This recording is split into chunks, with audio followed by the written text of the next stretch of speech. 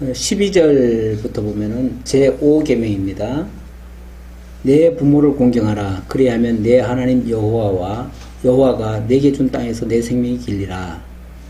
그 다음 6계명 살인하지 말라. 7계명 간음하지 말라. 8계명 도둑질하지 말라. 9계명 내 이웃에 대하여 거짓 증거하지 말라. 10계명 내 이웃의 집을 탐내지 말라. 내 이웃의 아내나 그의 남종이나 여종이나 소유나 그 소나 그 낙이나 무릇 내 이웃의 소유를 탐내지 말라. 그러니까 10계명은 탐내지 말라는 얘기죠. 탐내지 말라. 자, 여기 5계명부터 10계명까지는 짤막짤막하죠. 이 5계명부터 10계명까지를 이제 다른 표현으로 뭐라고 그러냐면 대인계명이라고 합니다. 대인계명. 이제 사람에게 해당되는 얘기라는 거죠. 근데 이제 제1계명부터 4계명까지는 이걸 대신계명이라고 합니다. 이거는 하나님께 향해서, 하나님을 향해서, 하나님이 이제 정해주신, 그러니까 하나님과의 관계를 설정하기 위한 그런 계명이라는 거죠. 그리고 이거는 사람과의 관계 속에서의 계명이에요. 근데 이걸 이제 신약에 와서 예수님이 율법을 뭐라고 정의를 했냐면 한마디로 정의를 했는데 하나님을 사랑하고 내 이웃을 내 몸과 같이 사랑하라. 이웃 사랑. 이렇게 표현을 했어요. 그러니까 제1계명은 대신계명은 하나님 사랑하라는 법이라는 거죠. 하나님의 존재를 인식하고 하나님을 사랑하는 법. 그리고 대인계명은 이웃을 사랑하라는 법. 물론 이 대인계명은 대신계명을 전제하고 나오는 계명이에요. 이것 빼면은 이거는 그냥 하나의 윤리 도덕밖에 안 돼요. 그런데 어쨌든 여기에 근거해서 이걸 지키라는 거예요. 그래서 하나님 사랑, 이웃 사랑. 이건 결국은 근본 사랑이라는 얘기예요. 그래서 율법의 가장 기본은 사랑이라는 거예요. 하나님 사랑하고 이웃 사랑하라는 그 법을 이렇게 나눠서 설명한 거다. 자, 그리고 여기서 이제 나뉘는 것이 뭐냐면은 제1계명부터 제4계명, 결국 하나님 사랑하라는 법, 요걸 갖다가 나눈 법이 여기서부터 이제 파생돼 가지고 세부적으로 세칙법으로 나눈 것을 뭐라고 그러냐면은 이거를 규례라고 해요. 규례라고 하고, 요 대인계명에서 나온 것을 대인계명에 쉽게 말하면 세칙법이죠. 세칙법은 율례라고 해요. 율례. 네. 그래서 율례의 내용에서는 뭐 이웃을 어떻게 사랑할 것인지, 이웃의 것을 도둑질하면 어떻게 되는지, 뭐 이런 거에 대한 얘기들이 쭉 나와요. 그래서 절대 뭐 부모를 공경하는 것부터 출발하죠. 그리고 여기 제5계명이 내 부모를 공경하라고 그랬는데 여기는 땅에서 주신 계명 중에 첫 번째다 이렇게 얘기를 해요. 그래서 에베소 6장인가요? 에베소 6장에 보면은 우리 한번 에베소 6장 볼까요? 거기 보면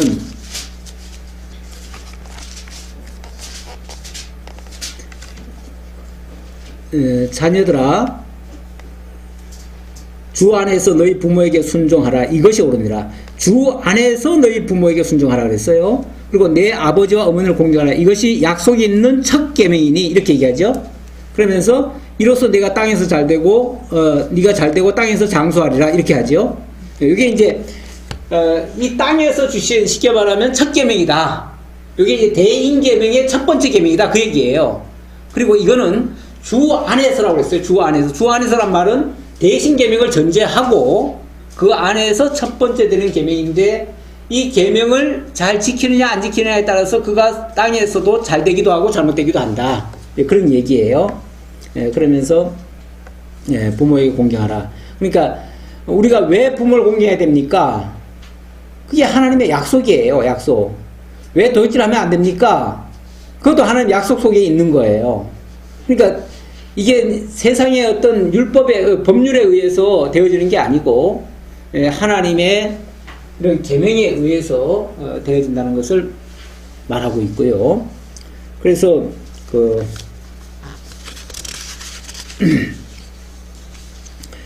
내 부모를 공경하라고 그랬는데 거기에 대한 설명을 조금 덧붙일게요. 왜 부모를 공경해야 됩니까? 왜 부모를 공경하면 땅에서 잘 되고 내 생명이 길까요? 이제 역사적인 배경도 우리가 이해를 해야 되는데, 역사적으로 보면 이스라엘 백성들이 애굽 땅에서 구원받잖아요. 구원받고 그들이 이제 광야를 거쳐옵니다. 거쳐온 동안에 이 계명과 율례와 규례는 나중에 지킨다고 그랬죠? 지금 지키는 게 아니라고 그랬죠? 나중에 이스라엘 백성들이 약속의 땅 가나안에 들어갔을 때 이제 지킬 법인데, 약속의 땅 가나안에는 나중에 누가 들어가죠? 부모 세대들과 자녀 세대들이 같이 들어가죠. 들어가는데, 자, 부모 세대들은 광야를 다 겪어본 사람들이죠. 자녀 세대들은 아무것도 경험을 해본 적이 없어요. 그러니까 하나님에 대해서 알려면은 부모만큼 아는 사람이 있겠어요? 그런 교육을 받지 않으면 알 수가 없어요. 그런데 부모 세대는 이미 교육을 받았어요. 자기네들이 피부로 다 느꼈어요. 체험을 했어요. 하나님을 떠나면은 어떻게 되는지 다 알아요. 그러니까 그 부모의 말씀을, 마치 말이 부모지만은 그 부모를 통해서 하나님을 알려주는 거예요. 부모가 그래서 부모의 역할 중에 가장 중요한 역할은 뭐냐면은 하나님을 알려주는 거예요. 자녀들에게. 부모는, 그래서 아까 주 안에서 너희 부모에게 순종하라 그랬잖아요. 결국 주님을 소개하는 가운데서 그 주님 안에서 부모에게 해야 되는데, 그 부모가 깨달은 하나님을 자녀들에게 알려주는 거죠. 그러면은 그 자녀들도 결국 자기네들이 직접 하나님께로부터 체험은 못했지만은 부모를 통해서 간접으로 경험을 하는 거예요. 그래서 하나님을 배우는 거예요. 하나님을 배우게 되면 그 땅에서 길이 오래 살 수가 있어요. 근데 만약에 이스라엘 백성들이 나중에 후세들이 부모의 말씀을 안 들었다고 칩시다. 안 들으면 당연히 하나님 모르죠. 모르면 하나님이 어떻게 할까요? 그들을 그 땅에서 내쫓습니다. 내쫓으면은, 왜냐하면 내쫓지 않으면은 그들이 깨닫지를 못해요. 그래서 깨닫게 하기 위해서라도 하나님이, 아무리 사랑하는 백성이지만은 깨닫지 못하면은 깨닫게 하기 위해서라도 하나님은 내쫓으셔요. 그게 나중에 그 아수르의 패망을 당하고 바벨론의 패망을 당해가지고 포로 잡혀가고 하는 일로 벌어져요. 실제로 효도하지 않았고 막 그랬을 때. 그래서 하나님은 그 땅에서 장수하리라 하는 말은, 부모에게 효도하면은 장수하리라 하는 말은 그 부모를 통해서 하나님을 교육받을 때에 그들이 그 땅에서 오래 살게 된다, 그런 얘기예요. 그러니까 이런 원리에 의해서 살인하지 말라. 그럼 살인도 이 원리에 의해서 살인하지 말라는 거예요. 살인을 하게 되어지면 하나님이 자기 백성들을 거기다가 생육 번성시켜서 하나님의 통치가 이루어지도록 할 건데, 살인이 되어지면 그 모든 것들이 다 망가져요. 다 훼손이 되어져요. 간음도 마찬가지고요. 그래서 이 간음에 대해서는 하나님이 특별히 반드시 한 남자와 한 여자를 통해서만 결혼을 하게 하고, 그 결혼을 통해서 경건한 자손을 얻게 한다고 합니다. 제가 말라기 2장 15절을 하나 인용을 해놨는데, 말라기 2장 15절에 보면 그런 말씀이 있어요. 하나님은 영이 유효하실지라도 오직 한 남자만 짓지 아니하였느냐, 한 남자와 한 여자만 짓지 아니하였느냐, 그런 표현을 해요. 영이 유효하다는 말은 하나님은 능력이 많아요.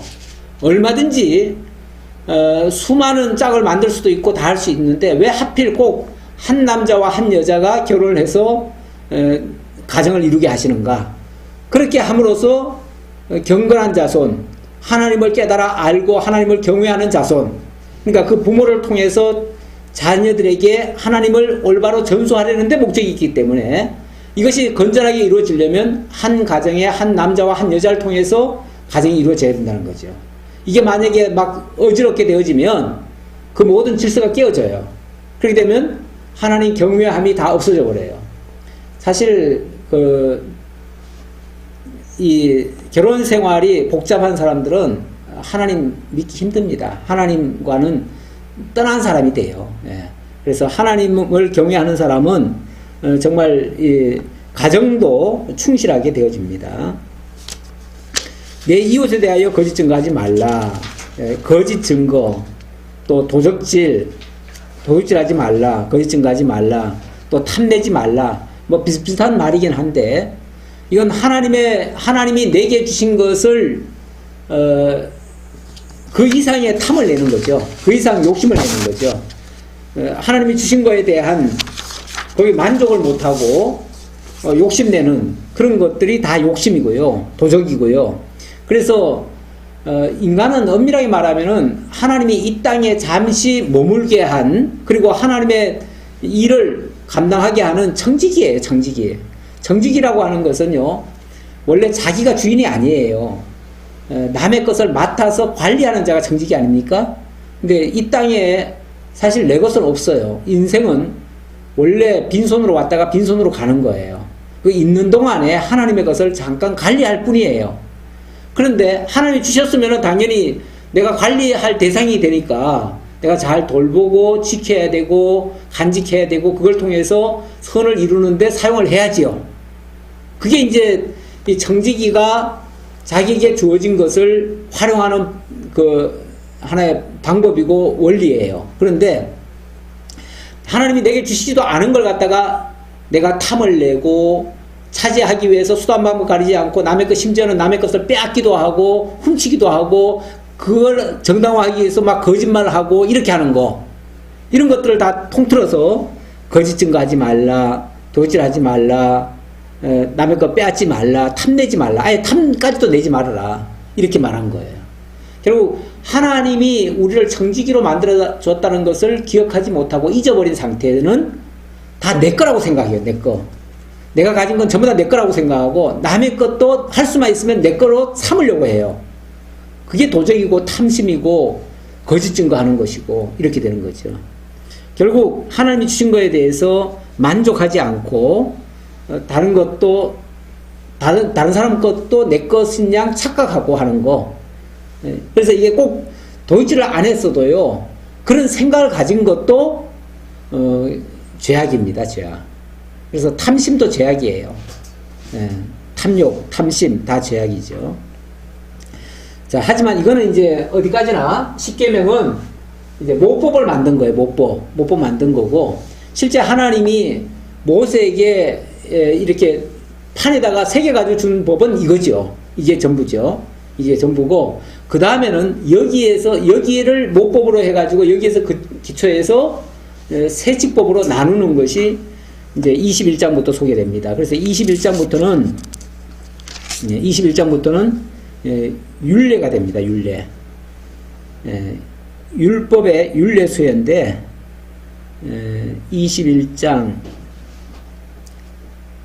23장까지가 율례입니다. 자, 그러면 이제 이 세칙법이라고 했죠?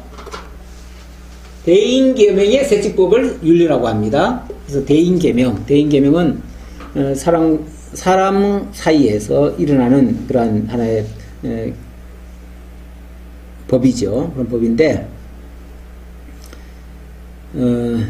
먼저 계명과 율례와 규례, 그거의 상관관계는 제가 이렇게 이제 아까 설명을 드렸고요. 이 율법은 우리 신약 시대에 오면 이 율법 속에서 율법의 그 중심, 핵심을 복음이라고 말할 수 있어요. 율법과 복음을 갖다가 일반적으로 이제 이걸 마치 대척점에 있는 것처럼, 그래서 율법이냐 복음이냐, 우리가 율법을 지켜야 되느냐 복음을 지켜야 되느냐 이렇게 말하는 경우도 있는데, 그래서 율법을 우리가 복음을 지키니까 율법은 그럼 완전히 폐기해야 된다, 그래서 율법 폐지론까지도 얘기하는 경우가 있어요. 근데 율법 안에 복음이 있습니다.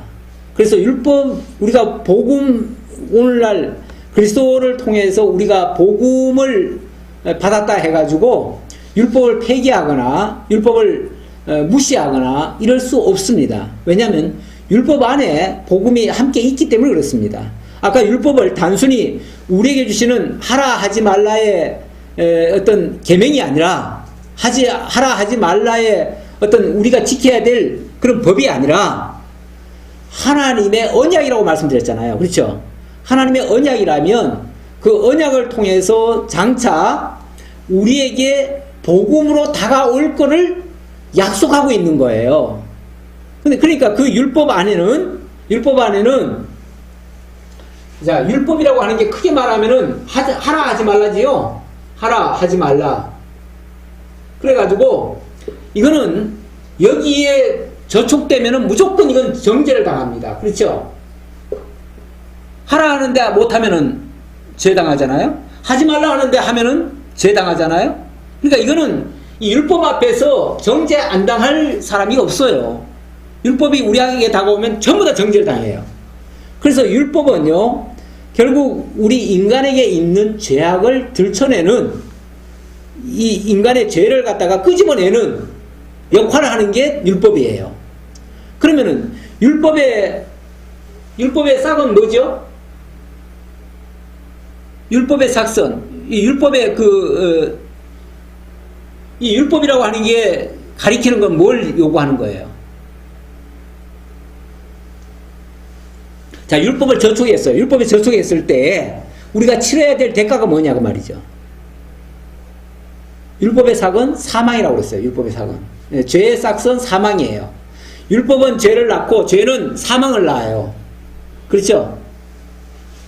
그러니까 이 율법이라고 하는 거는 결국은 정죄를 당하고 정죄의 삭은 사망인데, 그럼 율법 안에서 살 자는 아무도 없어요. 근데 이 율법의 이 정죄를 당한 모든 사람이 죄 아래 빠졌을 때에 그리스도께서 오셨어요. 우리 스스로 헤어나오지 못할 그때에 그리스도가 오셨어요. 그리스도가 오셔서 우리의 죄값을 대신 짊어지셨어요. 그러니까 이 율법의 죄값을 그리스도가 대신 당하시고 우리를 그 죄와 사망 가운데서 건져내 주셨어요. 그래서 우리를 그리스도 안에서 새 사람으로 만들어 주셨어요. 죽었던 영을 살려주셨어요. 그러니까 우리가 율법 안에서는 분명히 죽었는데 그리스도 안에서는 다시 살아난 자가 되어버렸어요. 그래서 이 율법은 결국은 우리한테 해당됐었지만은 그리스도를 통해서 죽게 하고 그리스도가 우리에게 살리는 법으로 다시 다가온 거예요. 그걸 복음이라고 얘기할 수 있어요. 이해됩니까? 예. 그래서 이 율법에는 복음이 포함되어 있어요. 예. 율법은 복음을 내포하고 있고 은혜의 방편으로 죄를 드러내는 도구 역할을 하고 있다. 예. 그 설명을 드리고요. 예. 그래서 이 율법은 이 율법의 또 제가 율법의 효능에 대해서 설명을 했는데 계명과 율례는 정죄법에 해당된다라고 말씀드리고 규례와 법도는 사죄법에 해당된다 그렇게 말씀드렸습니다. 이 율법에는요 크게 말하면은 율법은 모든 게 다 포함되어 있잖아요. 그렇죠? 다 포함되어 있는데 이 계명과 규례, 율례 자 이게 계명이라고 그랬죠? 십계명이 계명이에요. 십계명이 이 계명이에요. 계명이고 이 계명에서 계명 가운데 요 대인계명 이 대인계명이 세칙법으로 나오는 것이 바로 율례예요. 그렇죠? 그 다음에 대신계명이 세칙법으로 나오면 이게 규례가 돼요. 그리고 이 모든 것들을 다 이루어가는 그 과정을 법도라고 할 수 있어요. 법도. 그래서 율법은 크게 말하면 이렇게 네 수로 나눌 수가 있어요. 율법을. 이걸 전부 다 율법이라고 해요. 전부 다 율법인데 율법을 세부적으로 나눠보면 계명을 가지고 율법이라고 할 수도 있고 율례를 가지고도 할 수 있고 규례도 할 수 있는데 이 법도도 할 수 있는데 이게 이제 각각 이렇게 나눠서 설명할 수도 있다 그 말이에요. 그런데 자 그럼 이걸 다시 계명을 가지고 율례랑 규례로 나눈 거잖아요. 예, 예. 근데 왜? 그래도 율법은 그대로 있지. 더 상위 단계로 죄를 당겨서. 아, 그러니까 율법을 얘기할 때에 계명과 율례와 규례와 법도로 나눠서 설명할 수 있다 그 얘기예요. 예. 그런데 자 계명 자체는 결국 10가지 계명인데 이게 다 정죄를 하는 법이에요. 정죄하는 법. 정죄. 이걸 정죄법이라고 해요. 정죄법이고 왜 그러냐면 계명은 하라 하지 말란데 한마디로 말해서 그러니까 세부적으로 들어가지 말고 계명이 특성이 뭐예요? 하라 하지 말라잖아. 하라 하지 말란데 그거는 거슬리면 전부 다 정죄당해. 그 다음에 율례는 뭐예요? 율례는 그 하라 하지 말라의 우리 대인관계 속에서 그걸 이제 저지르는 모든 법이잖아요. 그러니까 그것도 정죄를 당해요. 정죄를 당하는데 아까 계명 중에 여기서 나온 게 규례가 있다고 그랬는데 1계명부터 4계명까지 여기서 나오는 게 규례인데 이 규례는 또 어떻게 구분을 해놨냐면 이 규례는 정죄된 자들을 사죄하는 법을 이 안에 담아놨어요. 예를 들면 자 무슨 죄를 저질렀는데 이런 죄를 저질렀을 때는 짐승을 한 마리 가져와서 이거를 잡아서 어떻게 해라. 번제를 드려라. 또 소제를 가져와서 어떻게 해라. 이 제사법. 그래서 이 규례는 다른 말로 하면 제사법이라고도 할 수 있어요. 예, 제사법이고 이 법도는 그렇게 하는 뭐 과정들이에요. 그래서 이 규례와 법도가 어찌 보면은 뭐 비슷하다고도 말할 수 있어요. 예, 그런데 이거는 물론 여기 계명에서 근거해서 나왔지만은 그 중에서도 특별히 사죄를 목적으로 나왔다 그 말이죠. 사죄를 목적으로. 그래서 모든 제사법이 결국 규례와 법도에 해당돼요. 그렇게 보면 결국 이거는 사죄법이 된다 그 말이죠. 사죄법. 예, 그래서 율법 안에 같은 율법인데도 율법 안에 정죄법이 있고 사죄법이 있다 그 말이에요. 그래서 그리스도가 이 정죄법대로 죽으시고 이 사죄법대로 결국 부활하신 거예요. 부활하신. 그래서 이 부활하실 때는 하나님의 의를 드러내요. 예. 이 정죄법대로 죽으시면서 하나님의 사랑을 나타내시고 사죄법대로 부활하심으로써 하나님의 의를 나타내셔요. 예. 그래서 이 율법이라고 하는 게 그 자체로는 우리를 죽이는 법이 되고 그렇게 정말 우리에게 몹쓸 법이 되는 것 같지만은 결과적으로는 그리스도를 통해서 하나님의 사랑을 드러내시고 우리를 의롭게 만드는 그 역할을 해줬다 그 말이에요. 예. 그래서 그 율법 안에는 결국 이 복음이라고 하는 내용이 함께 담겨져 있다라는 얘기고요. 자, 그리고 근데 이거는 지금 제가 성경적으로 설명을 할 때 이렇다는 거고요. 이 율법을 일반 전통신학에서는 이 율법을 어떻게 이해를 하냐면 우리처럼 이렇게 해석을 하지 않습니다. 전통신학에서의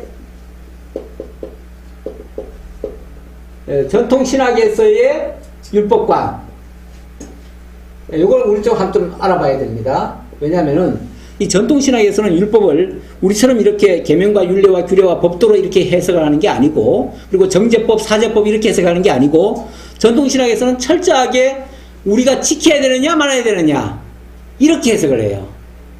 지켜야 되느냐 말아야 되느냐. 그러다 보니까 이거를 구분할 때 전통신학에서는 율법을 도덕법, 국가법,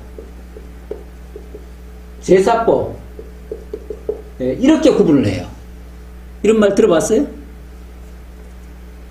아마 그렇게 뭐 물론 뭐 다른 교회에서 혹시 말씀을 들었으면은 이런 얘기도 들었을 수 있어요. 그래서 이걸 구분해 가지고 어떻게 이해를 하냐면 십계명은 도덕법이다. 십계명. 그러니까 이 계명이죠. 이 십계명을 도덕법이라고 해석을 하는 거예요. 그 다음에 이 국가법이라고 하는 거는 쉽게 말하면 율례. 이 율례를 국가법이라고 해석을 해요. 그 다음에 제사법은 이건 규례가 되겠죠. 규례를 제사법이라고 해석을 해요. 그러면서 이 국가법은 이건 이스라엘에게 해당되는 말이니까 이스라엘 백성들에게는 이 법을 지켜야 된다. 이스라엘 백성이라면 이 법을 지켜야 된다.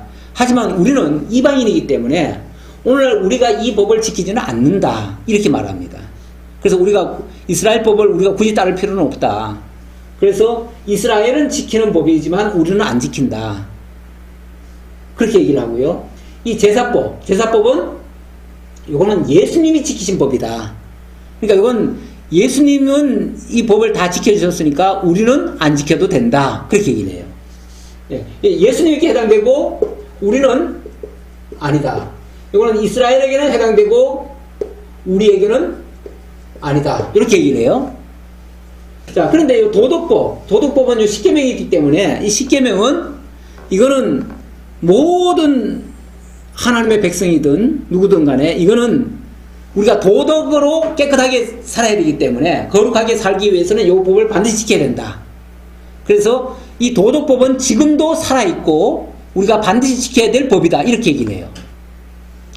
그래서 지금도 교회들이 다른 법은, 그러니까 쉽게 말하면 여기에 이제 앞으로 율례들 쭉 나오잖아요. 그리고 또 계명도도 나올 거 아니에요. 제사법들이 나오는 거. 이런 것들은 우리가 안 지켜도 되지만, 그건 왜냐면 우리하고 해당 안 되니까 안 지켜도 되지만, 그러나 이 10가지 계명 요거는 꼭 지켜야 된다.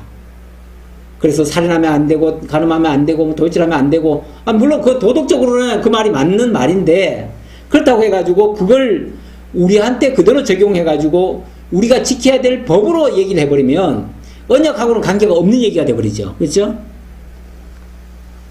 예. 그래서 지금도 일반 많은 교회들이 십계명을 학생들에게 외우게 하죠.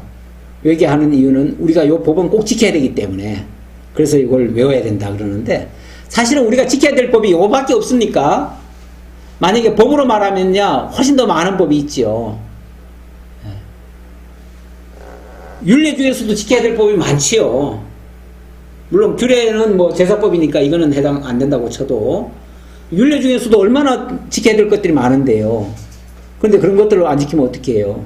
만약에 지키기로 말한다면, 우리가 지켜야 될 그런 일반 윤리 같은 법이라면, 도덕적인 법이라면 지켜야 될 법이 이거 말고도 많지요. 꼭 이것만 지키면 된다는 게 아니죠. 예. 그래서 그렇게 구분하는 것은 조금 바람직하지 않다라는 얘기고요. 자, 21장 상정과 종에 대한 율례를 얘기를 하는데요. 21장 1절로 11절까지 한번 봅시다. 조금만 봅시다. 내가 백성 앞에 세울 법규는 이러하니라. 내가 히브리 종을 사면 그는 6해 동안 섬길 것이요 7째 해에는 몸값을 물지 말고 나가 자유인이 될 것이며, 만일 그가 단신으로 왔으면 단신으로 나갈 것이요 장가 들었으면 그의 아내도 함께 나가려니와. 자, 우선 여기까지 봅시다. 자, 히브리 종을 사면 6해 동안은 섬기고 7째 해 때는 몸값 물지 말고 그냥 자유인이 되게 하래요. 이게 누구한테 해당되는 말이에요? 유대인에게, 같은 이스라엘 백성들에게 하는 말이에요. 이스라엘 백성들에게는 그렇게 하라 그 말이에요. 그러면은 다른 이방인을 만약에 종으로 삼았으면요, 이방인들은 그렇게 안 해도 돼요. 그러면 이거는 보편적인 법이 아니잖아요. 특별한 법이죠. 그럼 왜 이렇게 법을 만들었을까요? 하나님이? 기본적으로 이스라엘 민족은 하나님이 어떻게 하신 거예요? 모든 계명 그 첫 서두에 뭐라고 그랬어요? 모든 법의 기초는 나는 여호와다. 애굽 땅 종되었던 집에서 너희를 인도해낸 나는 여호와다. 이거 기억하게 하려는 거잖아요. 그거 기억하는데, 만약에 이스라엘 백성들은 애굽 땅 종되었던 집에서 자유인이 됐어요.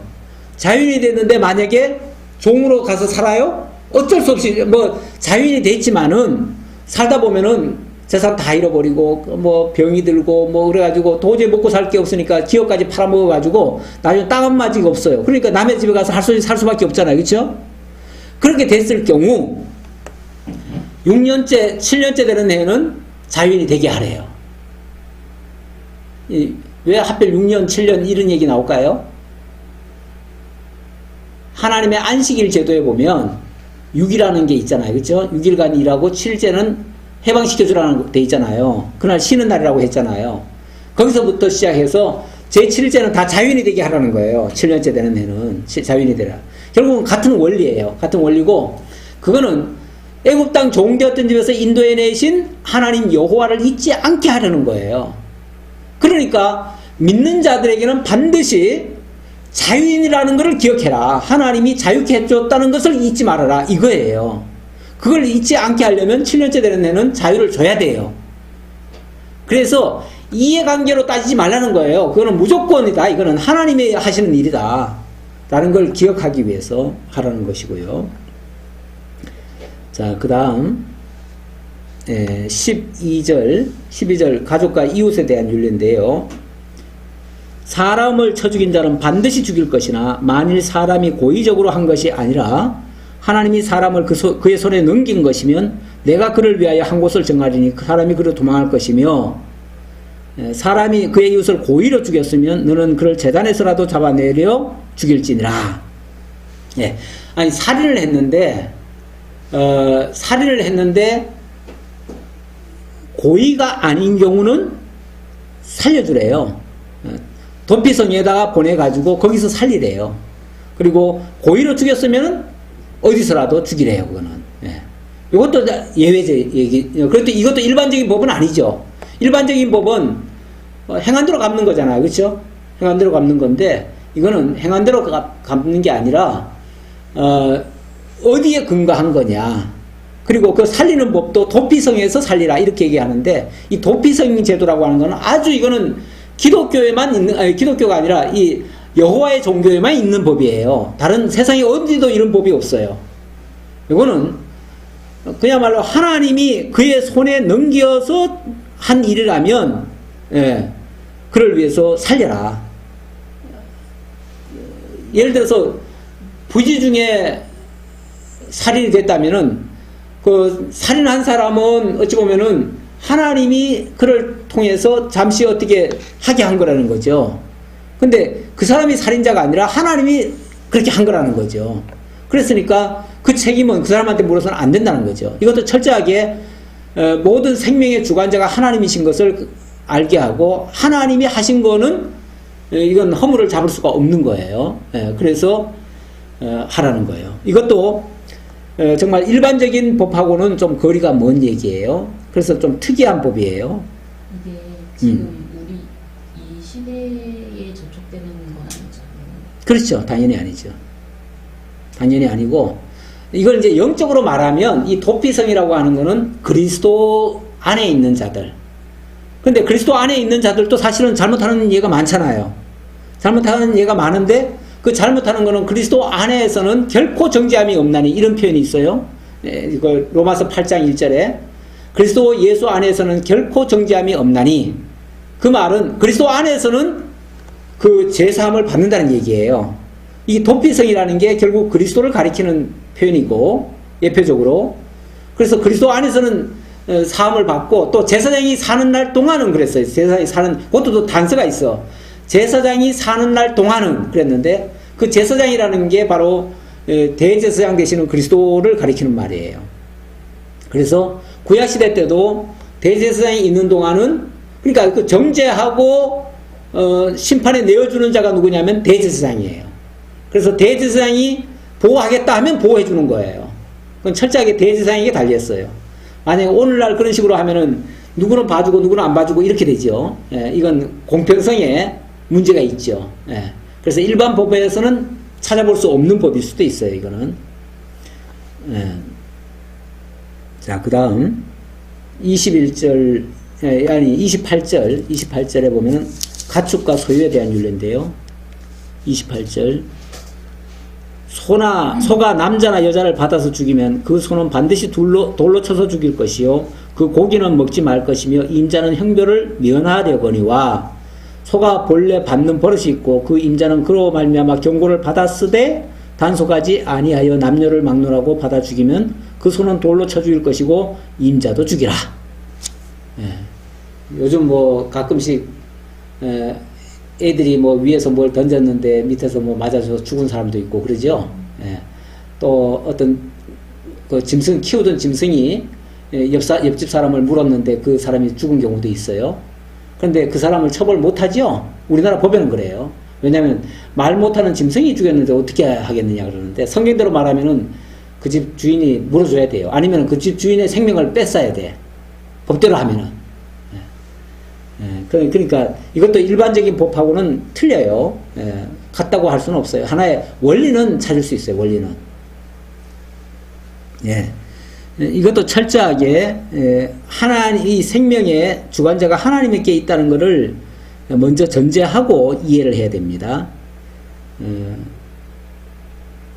그렇게 이해하시고요. 그 다음에 20절에 보면 22장입니다. 22장 20절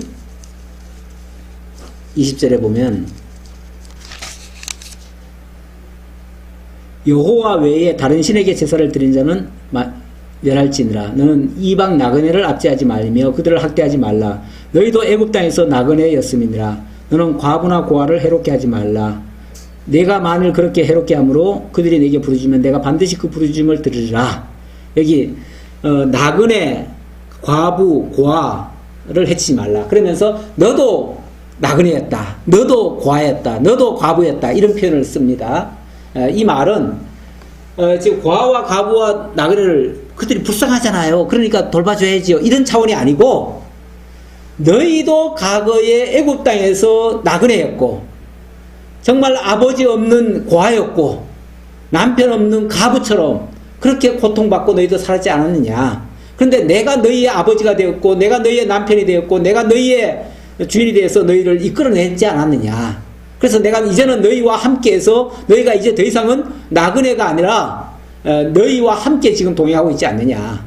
그거 기억하기 위해서 혹시 그런 자가 있다면 너희 입장을 생각해서 너희의 과거를 생각해서 그들을 돌봐줘라. 그렇게 얘기를 합니다. 그러니까 단순히 인간이 불쌍하니까 봐줘야 되지 않느냐. 이 인륜적인 차원에서의 얘기가 아니라 그 말이죠. 하나님과의 관계 속에서의 이해라 그 말이죠. 그렇게 이해를 하시고요. 그 다음에는 23장 10절 봅시다. 하나님 섬기는 율례인데 이거는 이제 마지막입니다. 23장 10절. 너는 6해 동안은 너희 땅에 파존하여 그 소선을 거두고 7째 해는 갈지 말고 묵혀두어서 내 백성 가난한 자들이 먹게 하라. 그리고 또 그 다음에 6절에 보니까 너는 6해 동안에 내 일을 하고 7째 날에는 쉬라. 이 6째 날, 7째 날, 또 6년째, 7년째 철저하게 7년째 되는 해는요 농사도 짓지 말래요. 세상에는 이것도 안 통하죠. 세상에는 한 해라도 더 해야 되고요. 1년에도 몇 장씩 하려고 하고 어떻게 해서든지 소득을 더 올리려고 수단 방법 가리지 않잖아요. 그렇죠? 그런데 하나님께서는 제 7년째는 무조건 쉬게 하래요. 그러면 6년째 너희들 7년째 농사 안 지어도 6년째 농사 잘 되게 해가지고 내게 줄게 그 얘기예요. 그리고 7년째 원래 땅이라고 하는 것도요 지기가 다 빠진대요. 과학적으로도 보면 계속 똑같은 걸 심으면은 그래서 몇 년에 한 번씩은 쉬어줘야 된대요. 쉬어줘야 되는데 이걸 인간들은 욕심이 많아가지고 계속 그냥 안 돼도 또 다른 걸 넣어서라도 하고 뭘 바꿔서라도 하고 하지요. 하는데 그러지 말라는 거예요. 여기서도 왜 6년 동안 왜 6일 동안 왜 이런 말 하겠어요? 애굽 땅 종되었던 집에서 너희를 인도해낸 여호와를 기억하게 하려고 한마디로 말하면 그거예요. 그거 잊지 말라고. 그러니까 이게 단순히 율례 같지만 다시 말하면 인간들끼리의 이야기 같지만은 사실은 하나님을 전제하지 않고는 이해할 수 없는 법이에요. 이것도 다. 그래서 모든 율례도 결국은 하나님 경외하기 위한 목적에서 하나님 기억하고 잊지 않고 하나님 하시는 섭리를 깨닫게 하기 위한 목적에서 주시는 법이다. 그렇게 이해하시면 되겠습니다. 여기까지 하도록 하죠. 그래서 율례에도 이웃사랑에 대한 법이라고 말은 했지만은 근본적으로 하나님을 전제하지 않으면은 성립이 되지 않는 그런 법이라고 말할 수 있겠습니다. 네 가지 절기가 나오는데 이게 무교병의 절기, 맥추절하고 하나가 뭔지 모르겠어요. 맥추절 그 다음엔 저거지 수장절. 수장절이 지금으로 말하면 추수감사절 같은 거.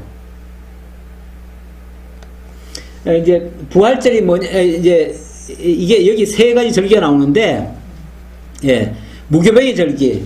무교병의 절기는 6월절이죠, 6월절. 6월절. 그 다음에 맥추절. 맥추절. 그 다음에 수장절. 이 세 가지 절기라고 했는데, 이 6월절은 나중에 이것도 이 절기도 다 언약이에요, 언약인데, 이 6월절 절기는 어디서 이루어지냐면, 예수님이 십자가에 못 박혀 죽지요? 그리고 3일 만에 부활하죠?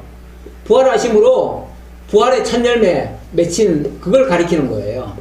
그래서 예수님이 6월절 어린 양으로 죽어주셨다. 그렇게 표현하죠. 그래서 예수님이 바로 6월절 어린 양이 되셨어요. 그럼 맥주절은 뭐냐? 맥주절은 부활절로부터 49일이 지나고 50일째 되는 날. 이걸 오순절이라고도 해요. 오순절이라고도 하고, 이날 무슨 일이 발생하냐면 성령이 강림합니다. 그래서 성령 강림절이에요. 성령 강림절이라고도 하고 오순절이라고도 하고, 구약시대 때는 오순절이라고 했고 신약시대 때는 성령 강림절이라고 했어요. 이날 예루살렘 교회에 성령이 임해가지고 하루에 5,000명이 회개하는 역사가 일어났어요. 그래서 초대교회가 탄생한 날이에요. 이게 초대교회 탄생이래요. 그러니까 그렇게 됐고, 이 수장절은 뭐냐면은, 수장절은 예수님이 나중에 부활을 하셔요. 재림을 하셔요. 재림하시면 무슨 역사가 있죠? 네? 예수님 재림하시면 천년왕국이 이루어지죠. 천년왕국. 그래서 천년왕국이 이루어질 거를 바라보게 하는 거예요. 천년왕국이 이루어지고, 나중에 이제 또 구약 시대로 말하면 이걸 또 대회라고도 해요. 대회라고도 하는데, 이게 마지막 절기란 얘기예요. 마지막 절기고, 그것은 영원한 천국을 가리키는 말이기도 해요. 예표적인 절기다 그 말이죠. 예표적인 절기다. 그래서 이 3대 절기는 절대 잊지 말아라. 이걸 꼭 지켜라. 이스라엘 민족이라면 이 3대 절기는 절대 잊지 말아라 했는데, 이게 이제 장차 이게 예수 그리스도만을 바라보라는 얘기예요. 그리고 성령이 임하시면은 거듭나는 역사가 일어난다는 거죠. 그리고 그들이 영원한 천국, 천년왕국과 영원한 천국에 들어가게 된다. 이걸 잊지 말라고 주시는 3대 절기입니다. 그러니까 구약에는 그냥 단순히 절기로 주셨지만, 그 절기는 장차 그리스도를 통해서 온전한 구원 이루실 것을 약속하시는 언약의 말씀이 돼요. 그래서 아까 율법도 결국은 하나님의 언약이고, 절기도 언약이고, 날도 언약이고, 다 언약이에요. 다 언약. 그래서 이렇게 언약으로 하나님이 우리에게까지 약속하시고, 그 언약이기 때문에 우리한테 해당이 되는 거예요.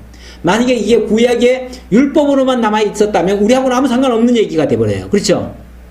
그렇잖아. 구약 성도들이 지켜야 될 법이니까 우리하고는 상관없잖아. 자, 기도하겠습니다. 아버지 하나님 감사합니다. 우리에게 오늘 계명과 율례와 규례와 법도에 대한 말씀 통해서 하나님이 그리스도를 통한 우리에게 주실 언약을 또 주셨습니다. 이 언약대로 그리스도가 오셨고, 또 대속해 주시고 구원해 주시고 영원한 천국을 소망하도록 인도해 주셔서 너무나 감사합니다. 이 믿음 가지고 이제 그리스도 안에서 하나님의 뜻을 따르며 살아갈 수 있는 참으로 지혜롭고 겸손한 주님의 자녀들 다 될 수 있도록 함께해 주옵소서. 다시 만날 때까지 하나님 지켜주옵시길 간절히 바라옵고 예수님의 이름으로 기도하옵나이다. 아멘.